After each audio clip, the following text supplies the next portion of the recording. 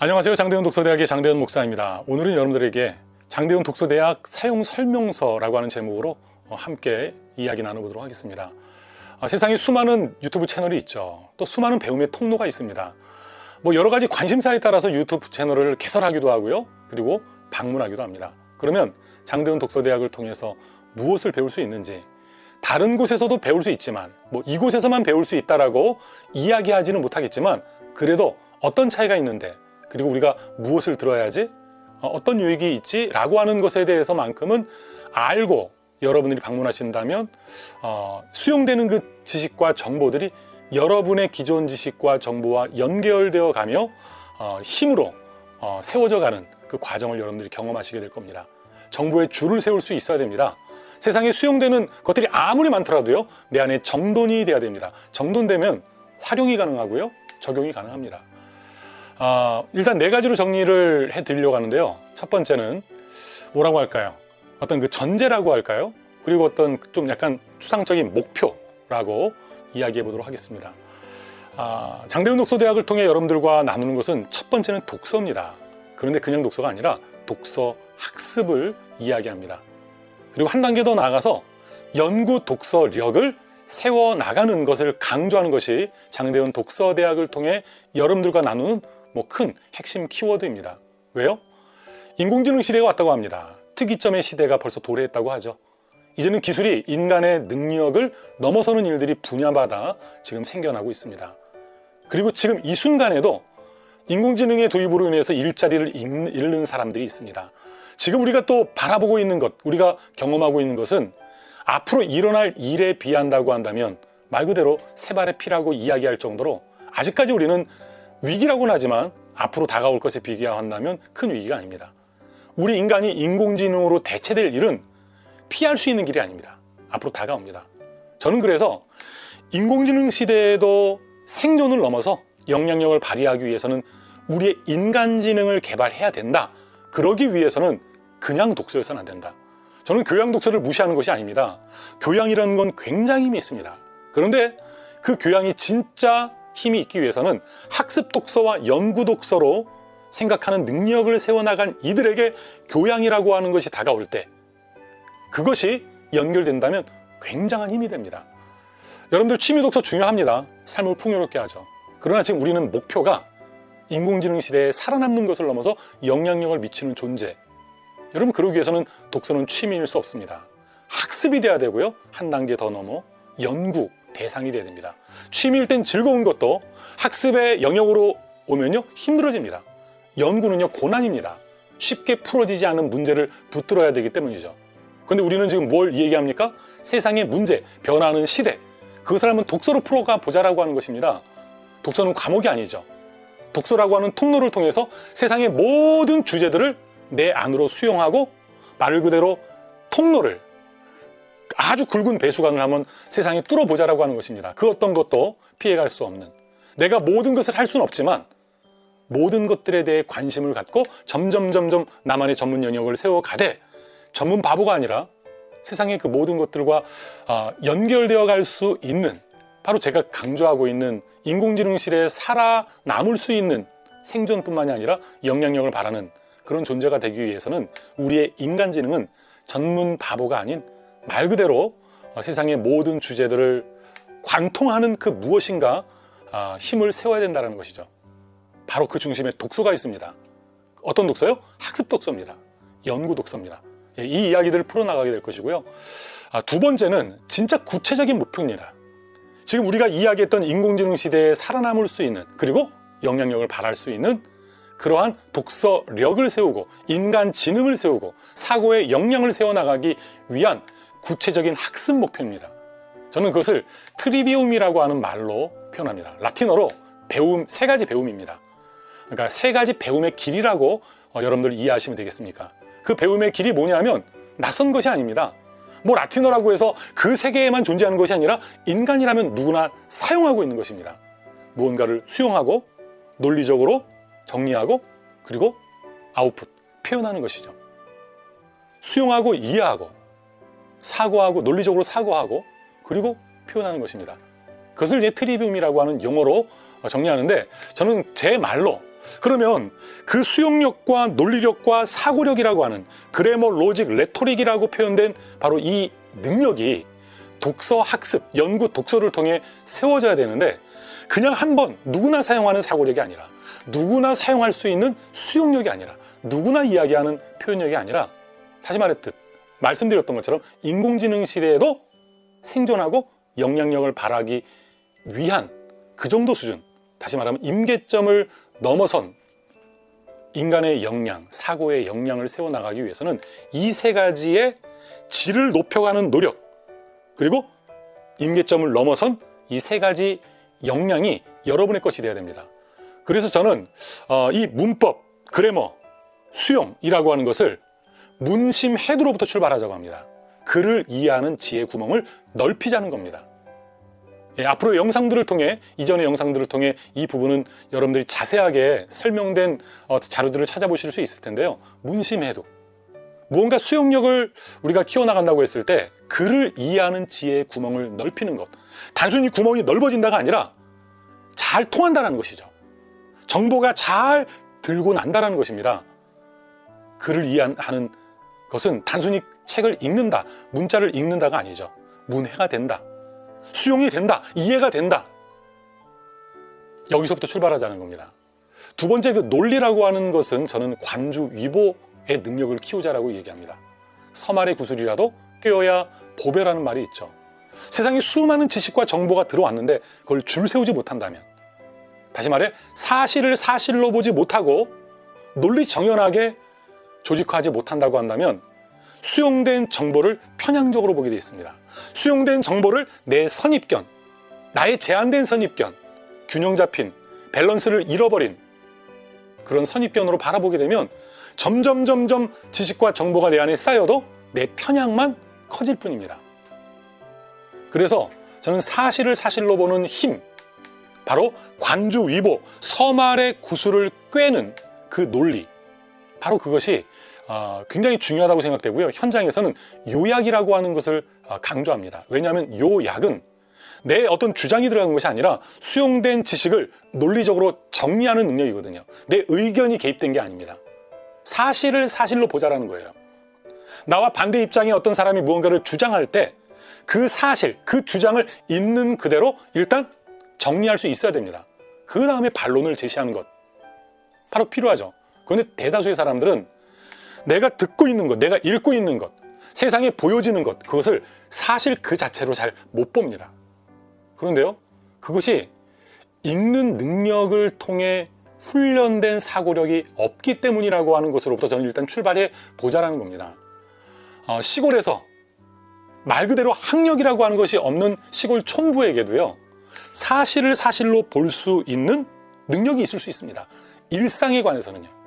그런데 만약에 분야가 바뀌어서 법에 대한 이야기, 지식과 정보가 들어오게 되면 그 지식과 정보를 있는 그대로 볼 수가 없어요. 그러니까 인간에겐 누구나 지금 이 트리비움이라고 하는 것이 있거든요. 지금 제가 이야기하는 것은 오늘 우리가 일상 속에서의 어떤 그 현명함과 상식적인 사고에 대한 이야기가 아니라 세상의 무수한 주제들에 대해서 내 의견을 갖는데 그것들을 연결시켜가고 또 그것들에 대해서 약간 질을 높여가는 정도의 그러한 정보력과 사고력을 세워나간다는 것을 전제로 하는 것이죠. 관주위보, 서만의 구슬을 꿰는 능력, 요약으로부터 출발하자는 겁니다. 세 번째는 표현인데요. 레토릭입니다. 이 레토릭이라고 하는 것은 말하기와 글쓰기를 중심으로 이야기하죠. 그 중에서도 강력한 것은 글쓰기입니다. 말하기는 표면으로 드러나는 것이지만 글쓰기를 통해 훈련된 정돈된 사고가 없다고 한다면 그 말은 잠깐 동안은 일목요연하게 정리된 것처럼 보여지지만 그 말의 힘이 점점 약화되게 되어 있습니다. 그래서 진짜 말 잘한다는 것은요, 말 그대로 일사천리로 어떤 그 말을 잘하는 게 아니라 그 말 속에 뿌리가 깊고 논리 정연하고 그리고 무언가 문제 해결에 대한 어떤 대안이 포함되어 있는 것이죠. 전제를 파악한 상태에서 그리고 사실을 사실로 보고 대안까지 제시할 수 있는, 바로 그것이 그 말에 담겨야 되고 글에 담겨야 되는데 글로 구체적으로 디테일하게 사고하지 않은 상태에서 아무리 말을 잘해도요, 그 말의 내용이 부실할 수밖에 없죠. 그래서 말과 글은 따로 가면 안 됩니다. 말을 잘한다는 것은 내가 좀 약간 어눌하더라도요, 글로 일목요연하게 정리된 것을 발표하잖아요. 처음엔 사람들이 어눌한 말, 뭔가 이렇게 수려하지 않은 어떠한 그 언변에 약간 뭐 실망할 수도 있고 저 사람 표현 능력이 좀 없네라고 할 수 있는데, 참 인간의 사고라고 하는 것은요, 논리적으로 무언가 정돈된 이야기가 들어오면 집중이 되게 되어 있습니다. 물론 거기에 말하는 표현 능력까지 있으면 두말할 나위가 없겠죠. 여러분, 인간지능이라고 하는 것, 바로 이 문심에도, 관주의보, 그리고 오늘 여러분들에게는 이 창의 표현력, 이 부분을 통해서 충분히 세워갈 수 있습니다. 임계점을 넘어서면 인공지능 시대에도 절대로 우리의 인간지능으로 훈련된 트리비움의 역량, 사고 역량을 가진 사람들은요, 대체될 수가 없습니다. 인공지능을 만드는 사람들에게도 이 기술이 있어야 되겠지만, 그 코딩하는 사람들에게도 이 역량이 준비되면, 그리고 독서를 통해 컨텐츠가 마련이 되면, 그 코딩이라고 하는 것은 기술이고, 그 기술 안에 담겨야 되는 그 내용이라고 하는 것은 독서를 통해 굉장히 다양하고 풍요롭게 채워나갈 수 있는 것이죠. 그래서 장대훈 독서대학을 통해서 아마 계속 듣게 되는 용어가 트리비움일 것입니다. 이것은 사고의 역량을 넘어서 인간 존재의 역량에 대한 이야기입니다. 그리고 세 번째로 강조하는 것은, 그러기 때문에 오늘 우리의 환경이 설정돼야 된다는 것입니다.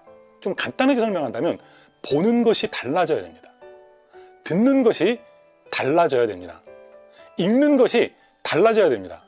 오늘 우리가 무언가를 쓴다라고 했을 때도요, 그저 SNS에 무언가를 끄적이는 일상의 기록, 그것도 중요하지만 지금 우리가 이야기하는 것은 인공지능 시대에 살아남기를 넘어서 영향력을 발휘할 수 있는 존재가 되기 위한 것이기 때문에, 일상의 독서, 일상의 쓰기를 일단 전제로 하되 그 즐거움을 누릴 때 힘들지만 한 단계 넘어선 보는 것, 듣는 것, 읽는 것, 쓰는 것, 그 질을 강화시켜가는 노력이 필요하다는 겁니다. 가정 안에서 아이들이 어떤 교육을 받고 자라죠? 바로 보고, 듣고, 읽고, 씁니다. 물론 가정 안에서는 보고 듣는 게 가장 중요하죠. 자녀가 성장하기를 바랐습니까? 보고 듣는 것이 달라져야 돼요. 부모만이 스승이 아니라 점점 세상 속에서 스승이 될 만한 존재를 볼 수 있는 기회, 그들의 말을 들을 수 있는 기회, 부모가 디자인해 줘야 됩니다. 저도 제 딸에게 2022년도 1월 첫 번째 주일부터는 너는 우리 교회, 아빠가 목회하는 교회에서 신앙생활하지 말 것에 대해서 고등학교 1학년 때부터 이야기를 했습니다. 함께 기도하면서 찾자. 너가 보고 듣는 것이 좀 달라져야 되는데, 거기는 뭐도 포함되냐면 신앙적인 것에서 보고 듣는 것이 달라져야 돼. 아빠가 목회하는 이 교회가 목회 전용도 아니고 교회 전용도 아니야. 아빠가 목사의 이상도 아니고, 그리고 목사의 표준도 아니야. 그냥 아빠는 목사들 가운데 어떤 일면을 가진 사람이고, 그리고 부분으로서, 신앙적인 용어로 한 지체로서의 역할을 좀 충실히 하겠다라는 좀 특별한 어떠한 지점에 있기 때문에 보편이라고 하는 것을 담아내는 존재는 아니야. 그래서 너가 만 20세가 될 때까지는 아빠의 영향을 받아야 돼. 아빠가 주려고 하는 것도 소중하고, 그리고 굉장히 필요한 것들이야. 그런데 너가 21세가 되는 때부터는 진짜 배우기 위해서는 다른 환경에 가야 되고, 그곳에서 다른 것을 듣고 다른 것을 보면서 자라야 돼. 환경이 바뀌어야 되는 것이죠. 여러분, 결혼도요, 가정을 떠나 한 가정을 이룰 때 보고 듣는 것이 달라져요. 직장을 옮기는 거, 공동체가 바로 그것이죠. 책도 마찬가지입니다. 옛날에 봤던 어떤 그 책들이 아니라 책의 질을 높여가는 노력이 필요합니다. 책의 내용의 질도 바뀌어야 되고요. 일단 가치가 있고 좋은 내용, 그리고 수준이 있는 내용들, 무조건 어려운 내용이 아니라 천천히 차례를 지켜가는 노력이 필요하겠죠. 그리고 무엇보다도 중요한 것은 그것을 소화해낼 수 있는 능력. 그래서 좀 전에 두 번째로 강조했던 문심에도, 글을 이해하는 지혜 구멍을 넓혀야 되겠고요. 그리고 관주의보, 서말의 정보를 꿰를 수 있는 사고력이 있어야 되겠고요. 논리체계가 있어야 되겠고요. 그리고 그것으로 끝나는 것이 아니라 나의 의견과 주장과 나만의 견해를 덧붙여 창의적인 문제 해결책을 내가 속한 분야에, 세상에 제시할 수 있는, 그리고 그것이 영향력 있는 의견이 될 수 있는, 견해가 될 수 있는 바로 그런 실력을 우리가 키워야 되겠죠. 그러기 위해선 보는 것이 달라져야 되고, 듣는 것이 달라져야 되고, 읽는 것이 달라져야 되고, 그리고 쓰는 것이 달라져야 됩니다. 질을 높여가야 됩니다. 이 정도 수준에서는요, 많이 아는 것보다 내가 알고 있는 것의 질을 높여가기 위한 사고훈련이 굉장히 중요합니다. 예를 들어 여러분의 보는 것과 듣는 것, 읽는 것과 쓰는 것의 질을 높여가기 위한 환경 설정에 대해서 고민해 보시고 바로 장대훈 독서대학에서 그 이야기들을 나누게 될 겁니다. 그래서 어쩌자는 겁니까? 라고 물어본다면 목표가 뭔데? 이것은 말 그대로 인생의 목표예요. 바로 비전과 실력과 인격을 향상시키자라는 겁니다. 독서 하나를 통해서 너무 큰 목표 아니냐라고 하는데, 여러분 잘 생각해 보세요. 우리가 독서라고 하는 것을 자꾸 우리 이 한국 땅에서 잘한 사람들에게는, 저에게도 과목, 그냥 어떤 그 취미의 영역으로 이렇게 인식이 되어 있어요. 각인이 되어 있어요. 그걸 잘 생각해 보세요. 도서관에 있는 그 수많은 주제, 여러분이 어떤 직업을 갖더라도 그 직업의 최고의 전문가는 그 분야의 최고 수준의 정보를 소화할 수 있는 것을 기본으로 하는 사람입니다. 이것은 대전제예요. 독서만으로 사람 키울 수 없죠. 근데 모든 것이 다 돼 있더라도요, 독서가 빠진다면 문제를 해결하는 문제 해결자는 될 수 없습니다. 제가 이야기하는 비전과 인격과 실력과 인격에서 실력이 없는 인격자 얼마나 많이 있습니까? 작은 공동체에서는 좋은 사람입니다. 그러나 큰 공동체에서는 문제 해결을 할 수 없는 무능력자가 될 수 있습니다. 사람 좋은 무능력자, 때로는 저와 여러분일 수도 있습니다. 이건 누군가를 비하하는 것이 아닙니다. 시골에서 자라신 분, 인격자죠. 그분에게 과학의 문제를 해결하라고 할 수도 없지 않겠습니까? 근데 그분은 농사의 문제는 해결할 수 있습니다. 그런데 내 농사는 내가 문제 해결할 수 있는데, 농업계의 그 문제는 농사꾼이 해결할 수가 없어요. 농업학자가, 그 사람의 연구와 실험실에서의 어떠한 그런 여러 가지 그 과정들이 그 문제를 해결해 나가는 것이죠. 그러니까 서로의 역할이 다르다라고 하는 것이에요. 근데 지금 이 방송을 들으실 정도로 이곳을 찾으신 분들이라고 한다면 분명히 인간 지능, 우리의 사고의 역량을 세워나가는 것에 관심이 있고, 그리고 꿈과 어떠한 그 비전에 대한 나름대로 생각들이 있는 분 아니겠습니까? 그런 분들과 이야기 나눌 때 어떻게 취미와 교양 수준에서만 머무를 수 있겠습니까? 임계점을 넘어선 독서도 독서가 넘어 학습 독서, 그리고 연구 독서로. 그래서 비전과 실력과 인격을 균형 잡아 나가기 위해서는요, 이 독서는요, 개인 독서에 머물러서는 안 됩니다. 공동체 독서가 돼야 됩니다. 지금부터 한 20여 년 전, 25년 전, 제가 98년도 독서를 사역으로 하기 시작할 때, 그때에도 그 학습 조직이라고 하는 말이 굉장히 이제 뜨고 있는 용어였었습니다. 벌써 25년이 됐네요. 학습 조직은 여전히 힘이 있습니다. 그런데 전 한 단계 더 가자고요. 학습은 뭡니까? 수용하고 배우고 익히는 거예요. 학습이라고 하는 말 자체가 누군가 연구해 놓은 것을 배우고 익히는 것에 포커스를 두고 있거든요.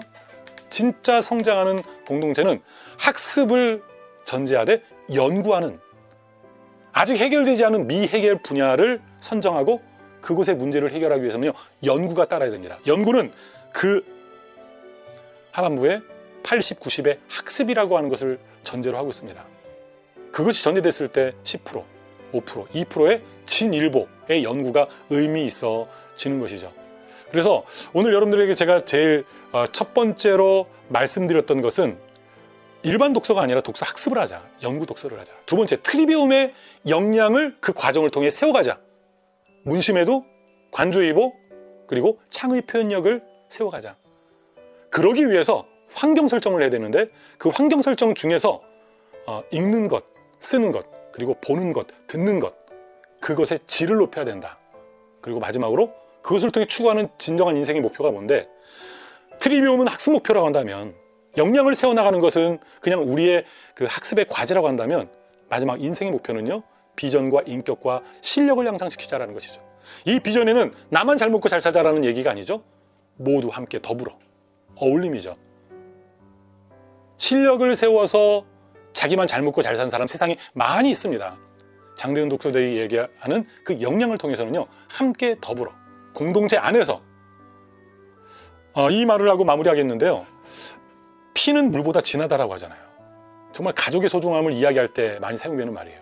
근데 저는 피가 물보다 참 진한 것 인정합니다. 그 전제와 그 강조점을 알고 있고, 저도 가족이 소중합니다. 그런데 사람이 성장하면서 뭐 형제들도 다 각자의 가정을 이루고 떨어져 자신만의 일상을 살아가지 않습니까? 그러면서 각자의 삶 속에서 또 다른 공동체를 만나거든요. 피로 엮어지지 않았어요. 그런데 가치로 엮어지고 함께 진짜 그 가치를 전제로 비전이 함께한 이들은요, 그 가치로 엮어진 공동체가 피해 공동체보다 어떤 영역에서는 더 끈끈하고 그리고 인생을 사는데 더 행복을 우리에게 가져다 주는 것을 볼 수 있습니다.